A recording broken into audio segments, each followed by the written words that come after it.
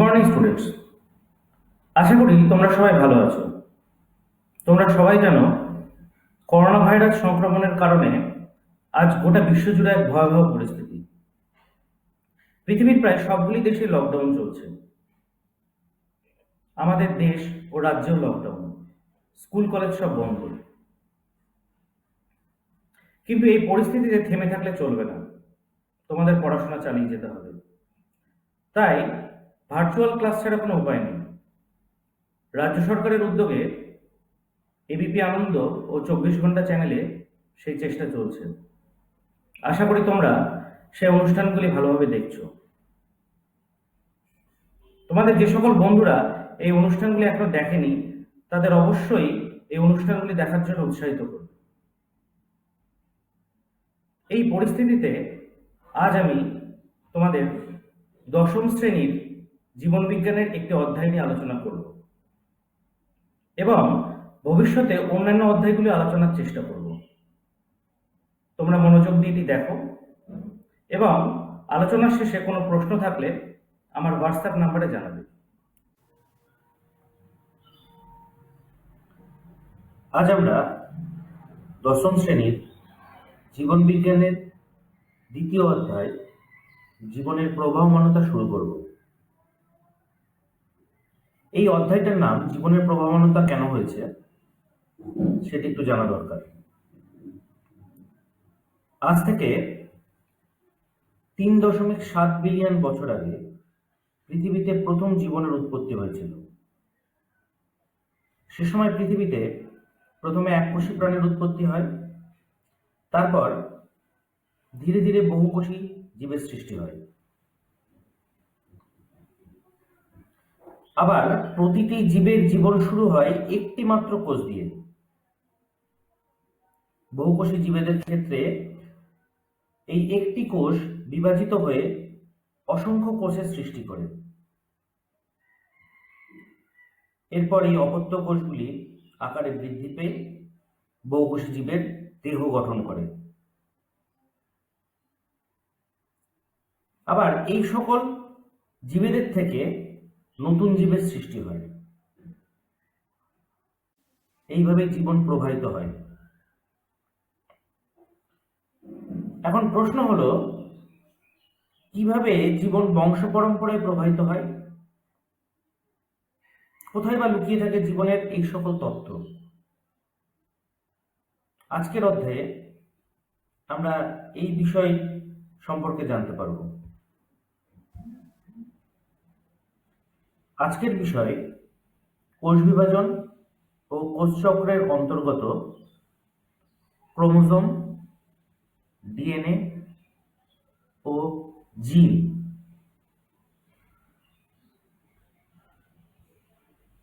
প্রথমে আমরা ক্রোমোজোম ও তার গঠন সম্পর্কে আলোচনা করব। এরপর ডিএনএর গঠন সম্পর্কে জানব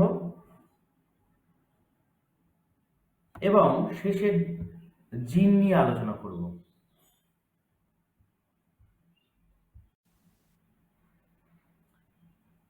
আচ্ছা, তাহলে আলোচনা শুরু করা যাক ক্রোমোজোম সম্পর্কে। 1888 সালে জার্মান বিজ্ঞানী ভন ওয়াল্ডেয়ার হার্স প্রথম ক্রোমোজোম শব্দটি ব্যবহার করেন। আরেকবার বলছি, বিজ্ঞানীর নাম ভন ওয়াল্ডেয়ার হার্স 1888 সালে সর্বপ্রথম ক্রোমোজোম শব্দটি ব্যবহার করেন। গ্রিক শব্দ ক্রোমা এবং সোমা থেকে ক্রোমোজোম শব্দের উৎপত্তি। ক্রোমা কথার অর্থ হলো রং এবং সোমা কথার অর্থ দেহ। যেহেতু বিভিন্ন ক্ষারীয় রঞ্জকের দ্বারা এগুলি গাঢ়ভাবে রঞ্জিত হয়, তাই এর নামকরণ করা হয়েছে ক্রোমোজোম। এখন দেখা যাক ক্রোমোজোম কোথায় থাকে? আমরা জানি প্রতিটি ইউক্যারিওটিক কোষের ভেতর নিউক্লিয়াস থাকে। এই নিউক্লিয়াসের ভিতরে থাকে ক্রোমোজোম, এবং ক্রোমোজোম গঠিত হয় ডিএনএ নিয়ে।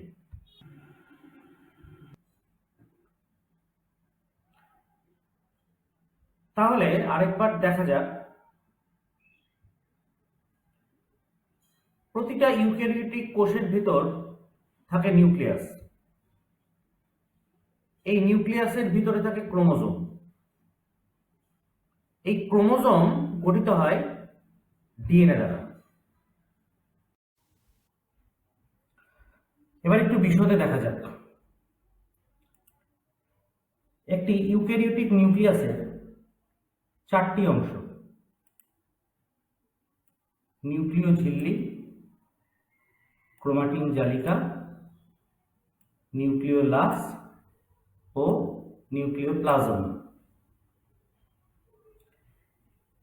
এর মধ্যে ক্রোমাটিন জালিকা গঠিত হয় ক্রোমাটিন তন্তু নিয়ে। ক্রোমাটিন তন্তুগুলি টেলিফোনের তারের মতন পেঁচিয়ে বা সুপারকয়েলড অবস্থায় ক্রোমাটিন জালিকা তৈরি করে।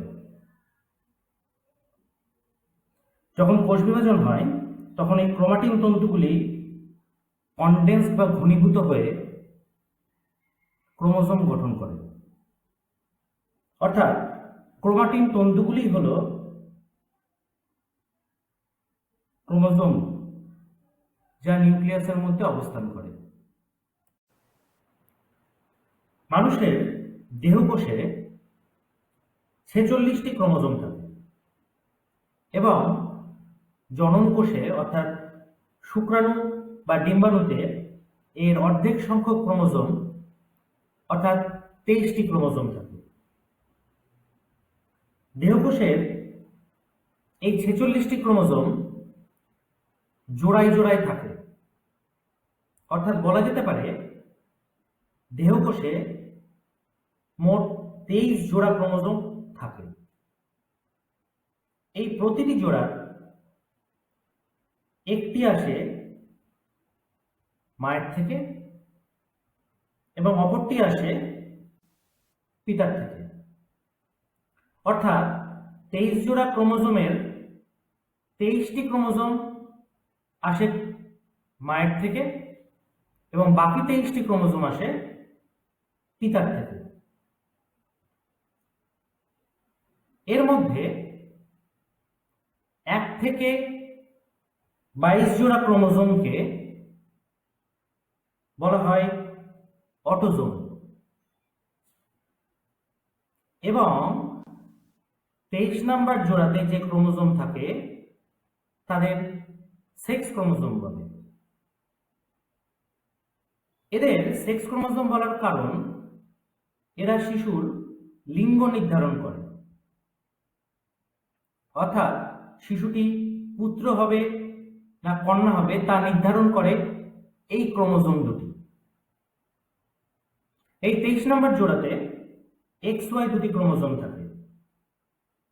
XX হলে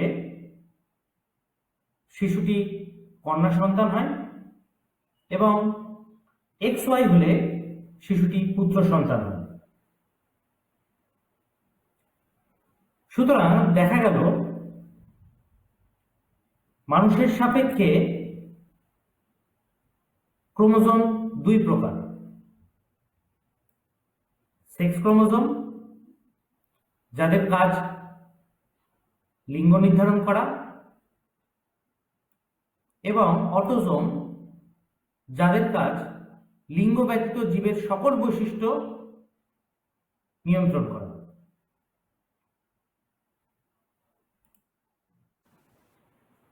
মানুষের জনন কোষ বা গ্যামেটে, যেমন শুক্রাণু বা ডিম্বাণুতে, এই 23 জোড়া ক্রোমোজোমের একটি সেট অর্থাৎ 23টি ক্রোমোজোম থাকে। এই এক সেট ক্রোমোজোমকে বলে হ্যাপ্লয়েড সেট বা এন সংখ্যক ক্রোমোজোম। এবং দেহকোষে 2 সেট অর্থাৎ 46টি ক্রোমোজোম থাকে। এদের বলা হয় ডিপ্লয়েড সেট বা 2n সংখ্যক ক্রোমোজোম।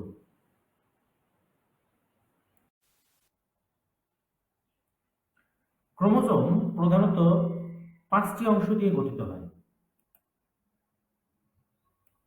ক্রোমাটিড, মুখ্য খাঁজ বা সেন্ট্রোমিয়ার, গৌণ খাঁজ, স্যাটেলাইট এবং টেলোমিয়ার। ক্রোমাটিড। প্রতিটি ক্রোমোজোম একটি বা দুটি দণ্ডাকার বা সূত্রাকার অংশ নিয়ে গঠিত হয়। এদের প্রত্যেকটিকে ক্রোমাটিড বলে। কোষ বিভাজনের পূর্বে অর্থাৎ স্বাভাবিক অবস্থায় প্রত্যেকটি ক্রোমোজোম এরকম একটি মাত্র ক্রোমাটিড নিয়ে গঠিত হয়। এদের একক ক্রোমাটিড বলে। কোষ বিভাজনের সময় বিশেষ করে প্রোফেজ এবং মেটাফেজ দশায় প্রত্যেকটি ক্রোমোজোম এই দুটি করে ক্রোমাটিড নিয়ে গঠিত হয়, তখন এদের দ্বিক্রোমাটিড বলে। দ্বিক্রোমাটিডের এই দুটি ক্রোমাটিডকে বলা হয় সিস্টার ক্রোমাটিড।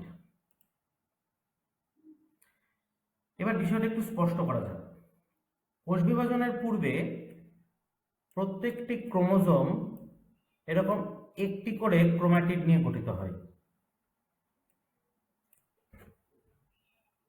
যখন কোষ বিভাজন শুরু হয় সেই অবস্থায় প্রোফেজ এবং মেটাফেজ দশায়, বিশেষ করে প্রোফেজ এবং মেটাফেজ দশায় প্রতিটি ক্রোমাটিড অপর একটি করে অংশের সৃষ্টি করে। তখন এরা দ্বিক্রোমাটিড অবস্থায় অবস্থান করে।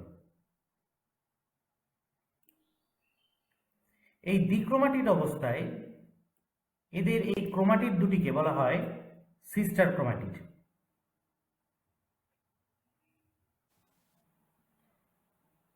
ক্রোমাটিড গুলি তৈরি হয় ক্রোমাটিন তন্তু দিয়ে। কোষ বিভাজনের প্রাথমিক দশায় এই ক্রোমাটিডগুলো পাশাপাশি কুণ্ডলীকৃত তন্তুর মতন অবস্থান করে, এই যে এরকম ভাবে। তখন এদের প্রত্যেকটিকে ক্রোমোনিমাটা বলে। এই ক্রোমোনিমাটার মধ্যে পুঁতির মালার ন্যায় কিছু অংশ দেখা যায়। এটা মূলত ক্রোমাটিন বস্তু। এদের ক্রোমোমিয়ার বলে। ক্রোমোজোমের এই বাহু দুটি যে অংশে যুক্ত থাকে অর্থাৎ এই অংশটাকে মুখ্য খাঁজ বলে। আলোক অণুবীক্ষণ যন্ত্র দিয়ে পর্যবেক্ষণ করলে ক্রোমোজোমের এই অংশকে গাঢ় রঞ্জকে রঞ্জিত দেখায়। একে সেন্ট্রোমিয়ারও বলে। এই সেন্ট্রোমিয়ার অংশে চাকতির মতন যে প্রোটিন নির্মিত অংশটি দেখা যায় তাকে কাইনেটোকোর বলে। ক্রোমোজোমের দুটি ক্রোমাটিডের এই দুটি ক্রোমাটিডের সঙ্গে আলাদা আলাদাভাবে একটি করে কাইনেটোকোর যুক্ত থাকে। কোষ বিভাজনের সময় সেন্ট্রোমিয়ারের এই কাইনেটোকোর অংশের সঙ্গে বেম তন্তুগুলি যুক্ত হয়, অর্থাৎ এইভাবে যুক্ত হয় বেম তন্তুগুলি।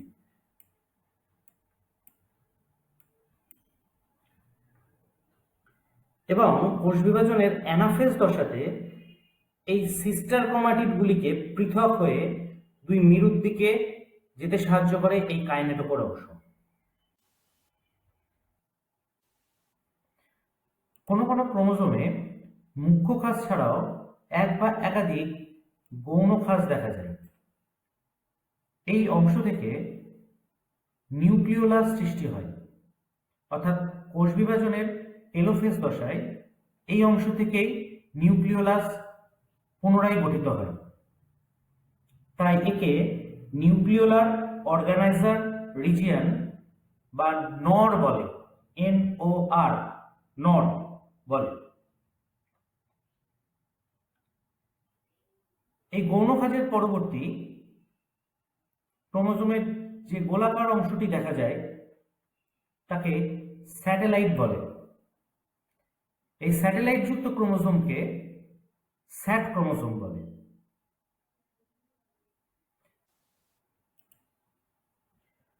ক্রোমোজোমের শেষ প্রান্তকে টেলোমিয়ার বলে। এটি ক্রোমোজোমের নিষ্ক্রিয় অংশ।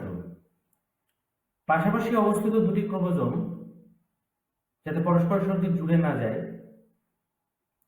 তা এই টেলোমিয়ার নিয়ন্ত্রণ করে। এছাড়াও কোষের বার্ধক্য ও মৃত্যু এই টেলোমিয়ার দ্বারাই নিয়ন্ত্রিত হয়। ইউক্যারিওটিক ক্রোমোজোম তন্তুগুলি গঠিত হয় নিউক্লিওজোম দিয়ে। এক কথায় বলা যেতে পারে এই নিউক্লিওজোমই হলো ইউক্যারিওটিক ক্রোমোজোমের গঠনগত একক। এই নিউক্লিওজোমগুলি আবার গঠিত হয় হিস্টোন প্রোটিন ও ডিএনএ দিয়ে। হিস্টোন এক প্রকার ক্ষারীয় প্রোটিন। ক্রোমোজোমের মধ্যে 5 প্রকার হিস্টোন প্রোটিন থাকে। সেগুলি হলো H1, H2A, H2B, H3 এবং H4। আবার বলছি, ক্রোমোজোমের মধ্যে 5 প্রকার হিস্টোন প্রোটিন থাকে। প্রোটিনগুলো হলো H1, H2A, H2B, H3 এবং H4। এদের মধ্যে H2A, H2B, H3 এবং H4 এই 4 প্রকার হিস্টোন দিয়ে গঠিত হয় কোর পার্টিকেলস। এই কোর পার্টিকেলের মধ্যে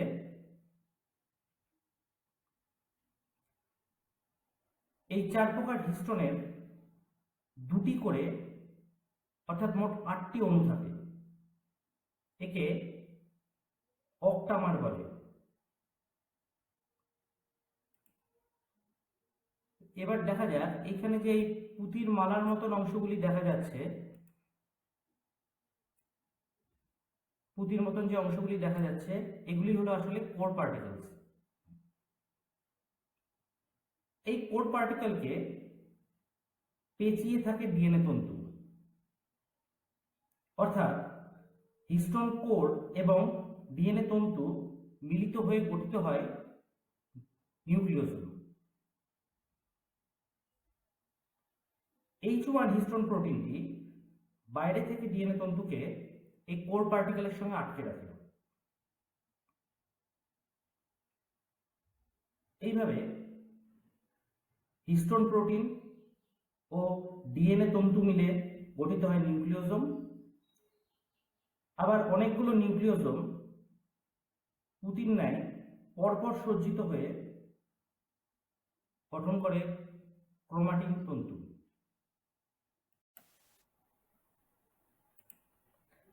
ক্রোমোজোমের মধ্যে যে দুটি প্রধান নিউক্লিক অ্যাসিড দেখা যায় তাদের মধ্যে ডিএনএ অন্যতম। ডিএনএর পুরো নাম ডিঅক্সিরাইবোনিউক্লিক অ্যাসিড।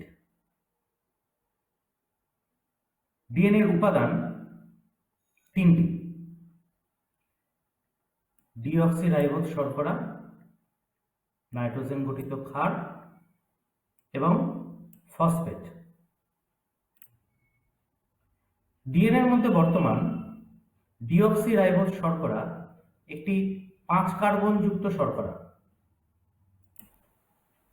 ডিএনএর মধ্যে প্রধানত 4 প্রকার নাইট্রোজেন গঠিত ক্ষার দেখা যায়। এই ক্ষারগুলিকে আবার 2 ভাগে ভাগ করা যায়, পিউরিন এবং পিরিমিডিন। এদের মধ্যে অ্যাডিনিন এবং গুয়ানিন পিউরিন জাতীয় ক্ষার এবং থাইমিন ও সাইটোসিন পিরিমিডিন জাতীয় ক্ষার। ডিএনএ একটি দ্বিতন্ত্রী নিউক্লিক অ্যাসিড, অর্থাৎ এর মধ্যে দুটি তন্ত্র বা তন্তু বর্তমান। ডিএনএর এই গঠনকে দ্বিতন্ত্রী ডিএনএ মডেল বা ডিএনএ ডাবল হেলিক্স বলা হয়। এই দ্বিতন্ত্রী ডিএনএ মডেলের প্রবক্তা ওয়াটসন এবং ক্রিক। এই মডেল অনুসারে ডিএনএ অণু দুটি তন্ত্রী দিয়ে গঠিত, যেগুলি লোহার ঘোরানো সিঁড়ির মতন বা হেলিক্সের মতন অবস্থান করে। এই সিঁড়ির হাতল গঠিত হয় শর্করা এবং ফসফেট অণু দিয়ে, এবং ধাপগুলি গঠিত হয় নাইট্রোজেন গঠিত ক্ষার দিয়ে। ডিএনএর মধ্যে এই নাইট্রোজেন ক্ষারের একটি বিশেষ সজ্জা রয়েছে। দ্বিতন্ত্রী ডিএনএ তন্তুর একটি তন্তুতে অ্যাডিনিন থাকলে তার বিপরীত দিকে থাইমিন বা এর বিপরীত, এবং অপরটি তন্তুতে গুয়ানিন থাকলে তার অপর দিকে সাইটোসিন বা এর বিপরীত নাইট্রোজেন ক্ষার অবস্থান করে।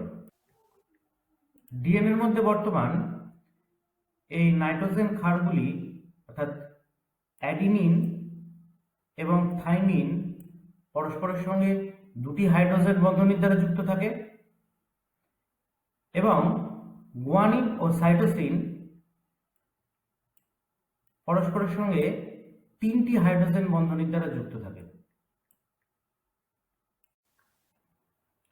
ক্রোমোজোমের মধ্যে ডিএনএ ছাড়া যে অপর নিউক্লিক অ্যাসিডটি থাকে তার নাম আরএনএ। আরএনএর পুরো নাম রাইবোনিউক্লিক অ্যাসিড। ডিএনএর মতোই আরএনএও প্রধানত তিনটি উপাদান দ্বারা গঠিত: শর্করা, নাইট্রোজেন গঠিত ক্ষার এবং ফসফেট। তবে আরএনএর শর্করাটি হল রাইবোজ শর্করা। এটিও এক প্রকার 5 কার্বন বিশিষ্ট শর্করা। ডিএনএর মতোই আরএনএতেও 4টি নাইট্রোজেন গঠিত ক্ষার থাকে। তবে আরএনএতে থাইমিনের পরিবর্তে ইউরাসিল থাকে। ইউরাসিল এক প্রকার পিরিমিডিন যুক্ত ক্ষার। আরএনএ এক প্রকার একতন্ত্রী নিউক্লিক অ্যাসিড।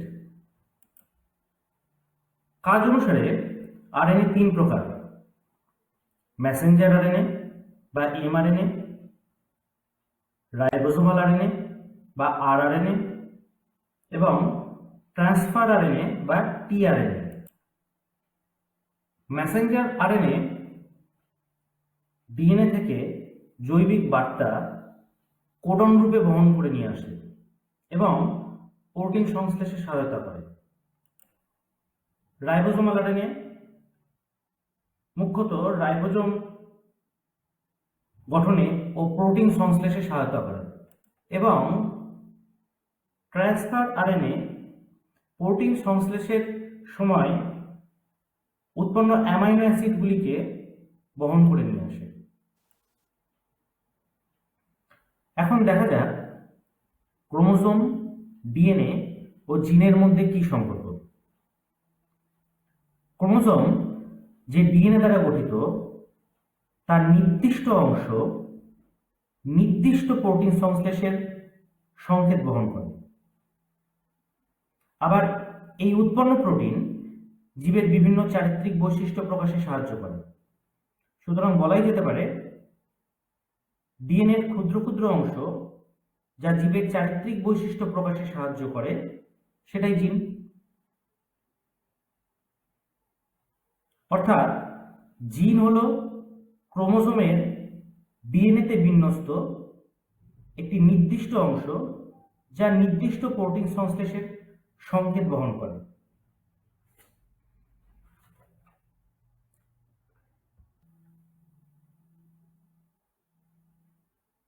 অন্যভাবে বলা যায়, ইউক্যারিওটিক কোষের নিউক্লিয়াসে অবস্থিত ডিএনএ অণু ও প্রোটিন নির্মিত যে কুণ্ডলীকৃত অংশ জীবের চারিত্রিক বৈশিষ্ট্য নির্ধারণকারী কতগুলি নির্দিষ্ট জিন বহন করে তাকেই ক্রোমোজোম বলে। তাহলে আজ আমরা ক্রোমোজোম, ডিএনএ ও জিন সম্পর্কে জানলাম। এর পরবর্তী অংশে আমি কোষ বিভাজন নিয়ে আলোচনা করব। আশা করি তোমরা সকলেই মনোযোগ নিয়ে এই ভিডিওটি দেখেছো।